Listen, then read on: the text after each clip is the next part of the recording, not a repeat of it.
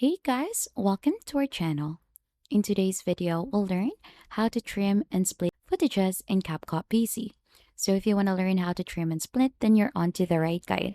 So as you can see, we're currently onto CapCut's editing page already and we have added a clip. So if you want to do the same thing, you'll just need to head onto the media of your CapCut PC and click onto import to add in the files that you want to use. And then right after, you'll just need to click onto the plus icon in here to add in the clips. So as you can see, since we have added the clip already, and if you want to go ahead and trim this, you could just simply go ahead and drag this bottom part of it to go ahead and trim the specific video. So it ends in here. But there are a lot of options to do from as well. So as you can see, there are different tools here onto the upper part that we could use. Now to split this, so if you want to split this up until this part of the clip, we're going to click onto this icon in here. So this is the split icon. It will go ahead and split it onto two videos.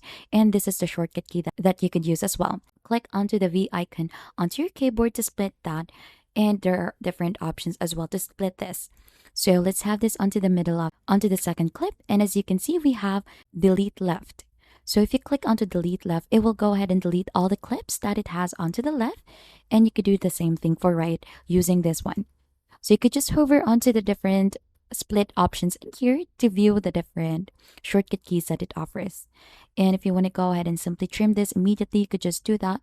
You could just simply go ahead and drag this just like that. And if you want to trim the first part of the option as well, you could do the same thing just like that. And that is just basically it on how you could trim and split footages in CapCut PC. And if you think this has been helpful, don't forget to hit the like, subscribe, and we'll see you on to our next video.